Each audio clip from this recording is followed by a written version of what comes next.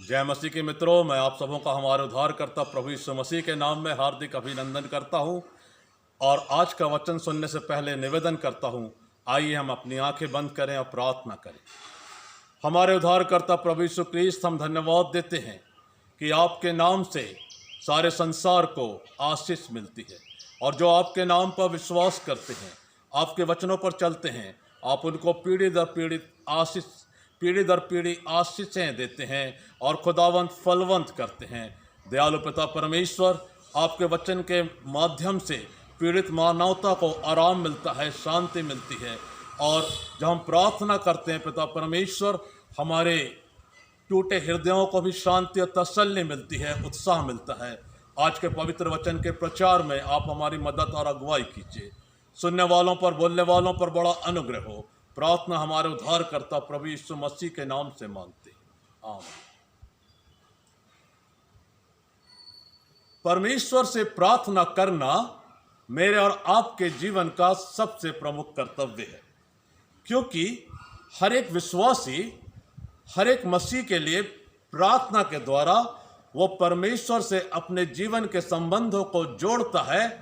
ये बात सीखना बहुत जरूरी है, और जितना अधिक समय हम परमेश्वर के साथ प्रार्थना में बिताते हैं, उतना अधिक हमारा रिश्ता परमेश्वर के साथ मजबूत होता है, और हम जीवन की सारी कठिनाइयों से लड़ने की सामर्थ पाते हैं। प्रार्थना लोगों के जीवन को बदल देने की सामर्थ्य हमें प्रदान करती है, हमारे परिवार को आशीषित और फलवंत करती है, और हमारे जीवन के रुके हुए काम पूरे हो जाते हैं। और प्रार्थना हमें धीरज धरना भी सिखाती है। मित्रों, बहुत सी प्रार्थनाओं का उत्तर तुरंत नहीं मिलता है, क्योंकि परमेश्वर पिता हमें एक प्रार्थना में योद्धा बनाने के लिए, एक प्रार्थना का आचरण स्वभाव समझने के लिए बहुत कुछ सिखाना चाहता है। और पवित्र धर्मशास्त्र बाइबल से आज हम बहुत सी बातें सीखने जा रहे हैं। सबसे पहले हम अपने उद्धारकर्ता प्रभु यीशु मसीह के बारे में देखें कि वो अधिकतर समय अकेले में प्रार्थना में बिताया करते थे। वो सुनसान स्थान में, जंगलों में, निर्जन स्थान पर जाया करते थे, और वहां परमेश्वर के साथ प्रार्थनाएं बताते थे। जब शैतान उनकी परीक्षा करने आया, तो उन्होंने उस परीक्षा के पहले 40 दिन और रात प्रार्थना और उपवास में समय बिताया था। जब हम प्रार्थना के साथ उपवास को भी मिला लेते हैं, तो हम पवित्र आत्मा के द्वारा हमारी आत्मा को बलवंत करते हैं। और इसलिए हमें, जो हमारा सबसे बड़े रोल मॉडल हैं, हमारे उद्धारकर्ता प्रभु यीशु क्रिस्त, उनके इस मॉडल को अपने जीवन में उतारना होगा कि हम अपना कितना समय परमेश्वर के साथ प्रार्थना में बिताते हैं। जितना अधिक समय परमेश्वर के दास और दासी प्रार्थना में बिताते हैं, वो उतने ही शारीरिक, मानसिक और आत्मिक रूप से बलवान होते हैं। और बाइबल में बहुत से लोग हैं जो अपना एक लंबा समय परमेश्वर के साथ प्रार्थना में बिताते थे, और परमेश्वर उनकी सुनता था। अब्राहम का जीवन देख लीजिए, मूसा का जीवन देख लीजिए, राजा दाऊद का जीवन देख लीजिए। राजा दाऊद ने जो 150 भजन लिखा है, भजन संहिता की पुस्तक में, जो उनके राजा दाऊद के अलावा और दूसरे जो भजन लिखे गए हैं, उसमें हमें प्रार्थनाओं के बारे में सिखाया गया है। भजन 150 का जो मुख्य लेखक है वो राजा दाऊद है, लेकिन उनके साथ और भी लोगों ने अपने अपने गीत जो लिखे थे, उनको भजन संहिता में रखा गया है। उसके अलावा, भजन संहिता की पुस्तक के अलावा, राजा दाऊद ने और भी भजन और गीत लिखे हैं जो प्रार्थना के स्वरूप में है, और मुझे और आपको वो उत्साहित करते हैं। पौलुस अपना एक बहुत बड़ा समय प्रार्थना में बिताता था, और शिष्य भी बहुत समय प्रार्थना में बिताते थे, क्योंकि उन्होंने प्रभु यीशु मसीह के साथ प्रार्थना करना सीखा था। आज जब हम प्रार्थना की बातचीत कर रहे हैं, तो हम एक ऐसी स्त्री जिसका नाम हन्ना है, जो सामुएल की माता है, पहला सैमुएल की पुस्तक में पहले अध्याय में उनका वर्णन है, उनसे आज हम सीखने जा रहे हैं। उनके जीवन से हम आज सीखने जा रहे हैं कि प्रार्थना हमारे जीवन को कैसे बदल देती है। प्रार्थना मेरे और आपके जीवन को कैसे बदल देती है, हमारे आसपास के वातावरण को कैसे बदल देती है, कलीसियाओं को बदल देती है। और माता माता हन्ना जो है, सामुएल की माता, उनके पास एक बहुत अच्छा संदेश है। इसलिए बिल्कुल निराश ना हो कि यदि आपकी प्रार्थना नहीं सुनी जा रही है, यदि आप बहुत दिनों से प्रार्थना कर रहे हैं, आप अधीर हो गए हैं, दुखित हो गए हैं कि परमेश्वर पिता के द्वारा आपको प्रार्थनाओं का उत्तर नहीं मिल रहा है, तो सामुएल की माता हन्ना के जीवन से हम लोग सीख सकते हैं। हम लोग निरंतर प्रार्थना करते रहते हैं हमारे बच्चों के रोजगार के लिए, अच्छी पढ़ाई के लिए, स्वास्थ्य के लिए, हमारे पारिवारिक समस्याओं के लिए, हमारे जीवन में अगर कोई काम पूरा नहीं हो रहा उसके लिए, बीमारियों से चंगाई प्राप्त करने के लिए। और बहुत बार ऐसा होता है मेरे प्रियो कि हमें उत्तर नहीं मिलता और हम निराश हो जाते हैं।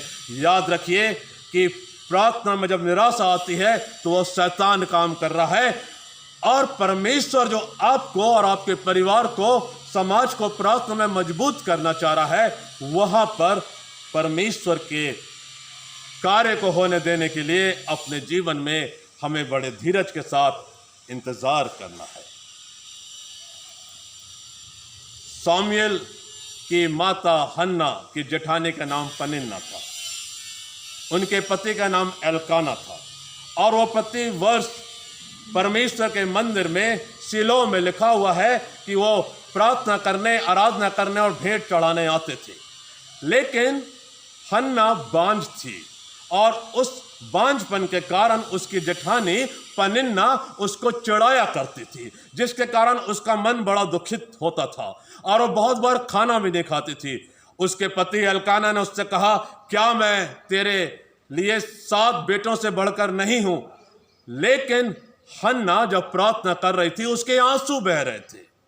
उसने परमेश्वर से बड़ी मिन्नत कर रही थी। और वहां जो पहली बात मैं आपको बताना चाहता हूं कि वो अपने हृदय में वेदना के साथ प्रार्थना कर रही थी। याजक एली सोच रहा था कि उसने बहुत अधिक शराब पी ली है, कुछ ड्रिंक ले लिया है और वो बुदबुदा रही है, क्योंकि उसके हृदय की वेदना तो सुनाई नहीं पड़ रही थी, शब्द सुनाई नहीं पड़ रहे थे, लेकिन उसके होंठ हिल रहे थे।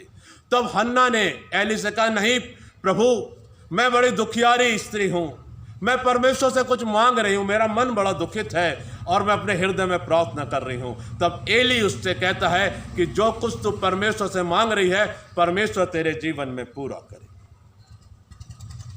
सामुएल की पुस्तक, उसका पहला अध्याय और पद 10 और 11 हम पढ़ेंगे, बहुत महत्वपूर्ण है।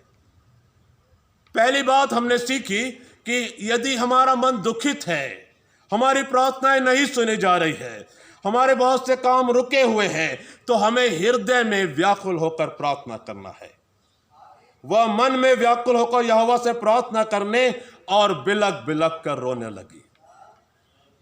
दूसरी बड़ी महत्वपूर्ण बात है कि जब आप आंसुओं के साथ प्रार्थना करते हैं, परमेश्वर उन प्रार्थनाओं का जवाब देता है, क्योंकि वो दुखित मन को नहीं देख सकता। विलाप गीत की पुस्तक में लिखा है कि जब हम प्रार्थना कर रहे हैं, यद्यपि परमेश्वर हमारे पापों कर हमसे नाराज है, लेकिन हमारी प्रार्थनाओं को वो सुनता है, जवाब देता है। आइए मैं कुछ आयतें पढ़ना चाहता हूं। विलाप गीत की पुस्तक, उसका 3 अध्याय और पद 54 से। मेरे सिर पर से जल बह गया, मैंने कहा मैं अब नाश हो गया। हे यहोवा, गहरे गड्ढे में से मैंने तुझसे प्रार्थना की, तूने मेरी सुनी कि जो दुहाई देकर मैं चिल्लाता हूं, उससे कान ना फेर ले। जब मैंने पुकारा तब तुमने मुझसे कहा मत डर। मेरे प्रियो, हन्ना बिलक बिलक कर प्रार्थना कर रही थी और परमेश्वर ने उसके आंसू देखे। लिखा है, और उसने यह मन्नत मानी, हे सेनाओं के यहोवा, यदि तू अपनी दासी के दुख पर सचमुच दृष्टि करे और मेरी सुधि ले और अपनी दासी को भूल ना जाए और अपनी दासी को पुत्र दे, तो मैं उसे उसके जीवन भर के लिए यहोवा को अर्पण करूंगी और उसके सिर पर छुरा फिरने ना पाएगा। प्रार्थना का पहला स्वरूप हृदय से प्रार्थना करना, दूसरा आंसुओं से प्रार्थना करना, और तीसरा यदि आप बहुत बड़ी चीज परमेश्वर से मांग रहे हैं तो उसके लिए परमेश्वर से मन्नत मांगना, और जब मन्नत पूरी हो जाए तो उसे पूरी भी करना। बहुत से लोग प्रार्थना में जब बात पूरी हो जाती है तो परमेश्वर को लौटाना भूल जाते हैं, और ये बात परमेश्वर को अप्रसन्न करती है। जब सामुएल उत्पन्न हुआ, उसका माता पिता बड़े आनंदित हुए, और माँ ने एक निश्चित समय में उसे परमेश्वर के मंदिर में लाई और परमेश्वर का नाज़ीर होने के लिए, सेवक होने के लिए, मंदिर की सेवा के लिए अर्पण कर।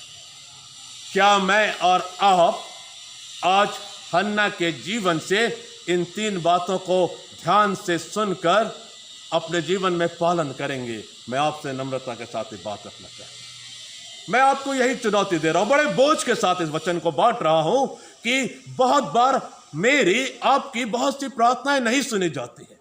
हम लंबा इंतजार करते हैं और निराश हो जाते हैं, बाद में प्रार्थना करना बंद कर देते हैं उस विषय में। लेकिन यदि हम मन्नत मांगकर परमेश्वर से प्रार्थना करें और जो मन्नत मांगी उसे पूरा करने का वचन दें, परमेश्वर जरूर हमारी प्रार्थना सुनेगा। हम दिल से प्रार्थना करें और बिलक बिलक कर प्रार्थना करें, एक बालक की तरह रोकर आंसुओं के साथ जब प्रार्थना करेंगे तो परमेश्वर देगा। प्रभु यीशु मसीह ने कहा है कि जब तुम मुझसे मांगोगे मैं तुम्हें दूंगा।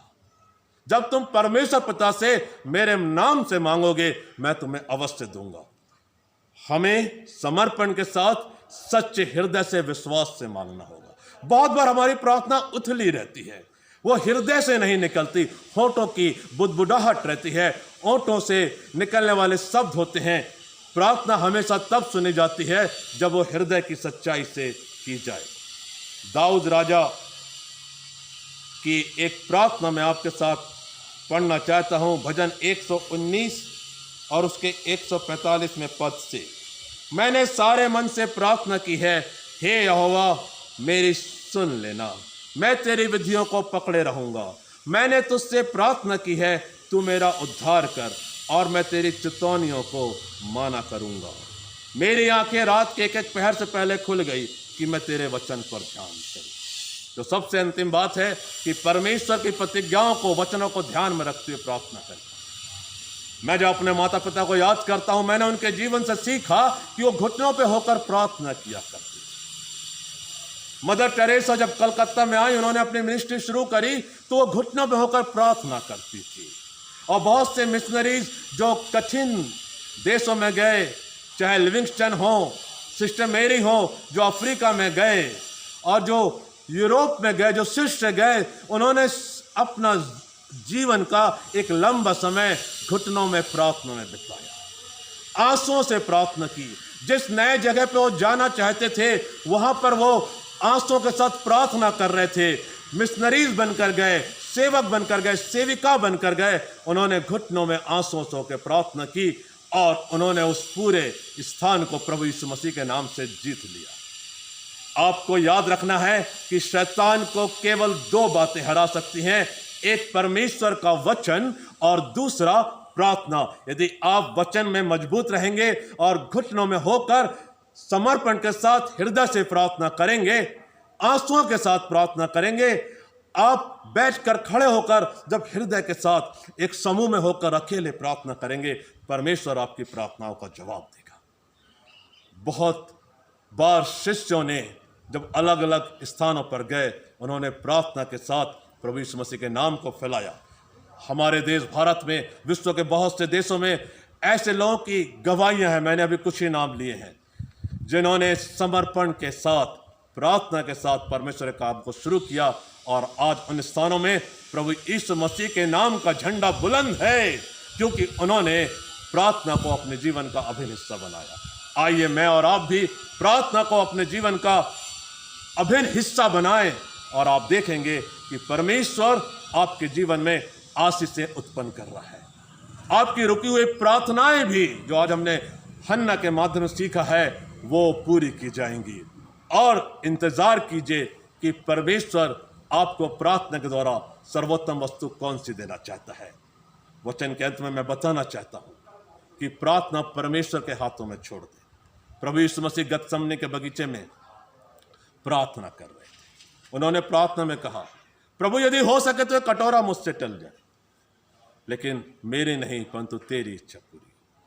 हमेशा प्रार्थना का अंत इन शब्दों से करें जो हमारे प्रभु ने सिखाया है, प्रभु मेरी नहीं परंतु आपकी इच्छा पूरी। आइए प्रार्थना। प्रभु यीशु, हम आपको धन्यवाद देते हैं, आपने एक महत्वपूर्ण विषय को वचन के माध्यम से थोड़े समय में हमें समझने में मदद की है। हम आपको धन्यवाद देते हैं कि आप हमारे बीच में हैं। खुदावंद, हम आपसे प्रार्थना करते हैं, जितने भी लोगों ने इस वचन को सुना है उन्हें बहुत बहुत बरकत से परिपूर्ण कीजिए। पिता परमेश्वर, हम प्रार्थना करते हैं हर एक की प्रार्थना आपके दरबार में पहुंचने पाए, हर एक के टूटे हृदय पिता परमेश्वर शांति पाए, और हर एक के जीवन में जो सर्वोत्तम है, जो वो प्रार्थनाएं मांग रहे हैं, प्रभु अपनी बड़ी दया से पूरा कीजिए। प्रार्थना हमारे उद्धारकर्ता प्रभु यीशु मसीह के नाम से मांग लेते हैं, आमीन। प्रभु आप तुमों को बहुत बहुत आशीष दे। यदि इस वचन के द्वारा आप आशीषित हुए हैं तो अवश्य हमारे लिए प्रार्थना करें, और हमारे इस चैनल को आप लाइक करें, सब्सक्राइब करें और दूसरों के साथ अवश्य शेयर करें। प्रभु आपको बहुत बहुत आशीष दे, आमीन।